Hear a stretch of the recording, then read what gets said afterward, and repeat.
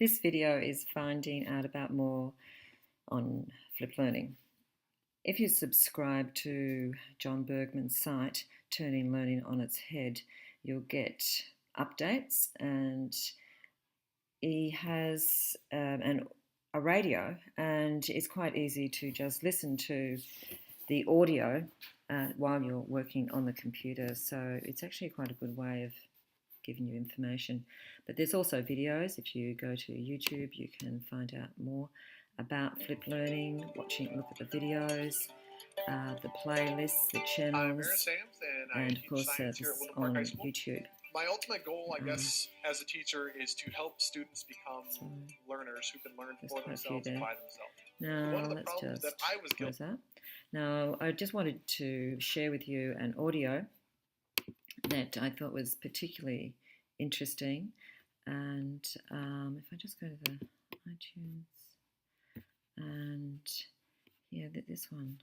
So let's listen. BAM Radio Network. Sometimes when you hear flip class, you think, oh, I have to flip everything. And sometimes it was once a week. Sometimes it was twice a week, or maybe every other week.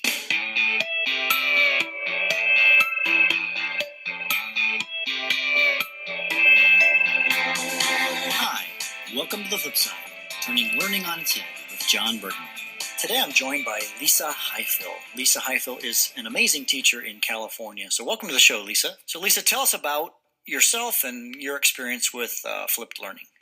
Well, I was a fifth grade teacher for 20 years, and I started with flipped learning when I went to the Google Teacher Academy, and we ended up going through some training there, and light bulbs went off. I knew I had to do this to make more time in my classroom, basically. So you did it because you were trying to make more time in your classroom. Tell me a story about how that gave you more time. Well, I was kind of fed up with the time that I had the kids was so valuable, and I was filling it with the most boring things that didn't need me to be there to be doing those. And I just kept thinking we should be doing the projects in class. We should be doing the hard stuff, and because the parents would do the projects for them, or, the kids would get frustrated. And I thought, I kind of wanted to do the old lady who lived in the shoes. She had so many children, she didn't know what to do. And so then I'd say to the kids, well, I can't do it for you. You have to do it on your own. And that's when it really changed for them, because they realized, oh, I can do it on my own, but that took a lot of time. I've been recently saying a lot that we are sending kids home in the traditional classroom to do the hard stuff, and as you talked about those projects, you were sending the kids home to do the hard stuff, and then of course their parents were doing it for them because it was too hard. So now you're flipping the class, and as you're flipping the class, they're doing the hard stuff with you present. Tell me about one project where, a project or story that would help illustrate this idea of the hard stuff with you present. Well, I love to do project-based learning. So those projects pop up when you least expect. It's not something you put on a worksheet and say, here's the due date. So a child was at the water faucet. They turned it on. They made some flip comment like, well, everyone gets their water out of the faucet. And I'm like, stop everything. And we literally stopped everything. And we started a whole project-based learning activity around where people get their water from. And it had to be built, authentically in the classroom, and everyone chiming in, well, what should we do for this project? So start getting out your tools and making Google Forms, and let's send out a survey where people actually get their water from. And it just kept going and going and going. It wasn't something that I had planned or knew where it was going. And it ended up, at the end, we did a school-wide water taste test, blind taste test with tap water versus expensive bottled water, and then analyzing the results, in graphs and data. And it was incredible. So it was a mixture of, we don't always use tech in the classroom, but I need all those bodies there communicating, collaborating, and thinking of that project. Now that's well and good. You do these great projects, but what about like the stuff you had to teach? How did you incorporate, if you spend all your time on projects, how do you actually teach them math and reading and stuff like that? So I've actually been working on a new thing lately, multimedia text sets. And so for me, it's a lot about packaging the content that I want kids to learn so that they can access it easily and they can just-in-time teaching, it's just-in-time learning, so they can access the data, the background information, build schema.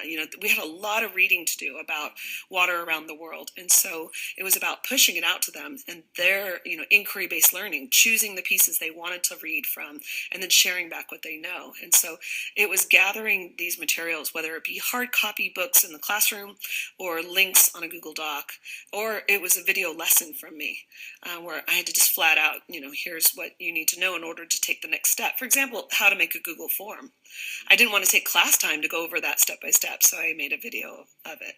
So flipped learning is giving you time to do the project-based stuff, which is then getting still at those same content standards because they're having to, think creatively and out of the box and all that kind of stuff. Yeah, it's incredible. Actually, what it did was, and this is a good example, I normally would have said, I would take half an hour to teach kids how to make a Google form, when really what I found out they really needed was how to write a good survey.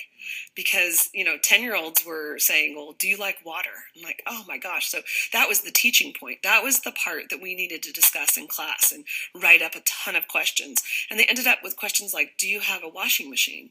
Do you have a dishwasher? Do you have to clean your water before you drink it? And the level of thinking that went into the form was the teaching point that they needed to be in class for.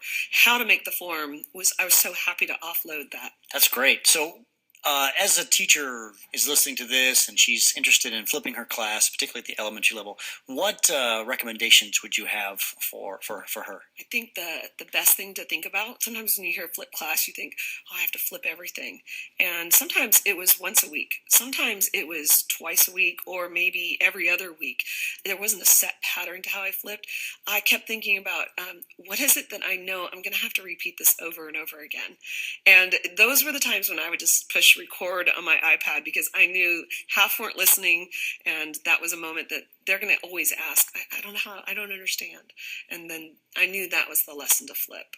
That's a great example. I was working with some fourth grade teachers, and I asked her that question. What's the thing that the kids really need to hear over and over again? Actually, in unison, they said long division. And so that was their first video that they made because they knew their kids needed. That's a hard thing for fourth graders. And so my advice for a lot of people is, what is long division in your subject? What is the equivalent of that? And that's a great place to start flipping.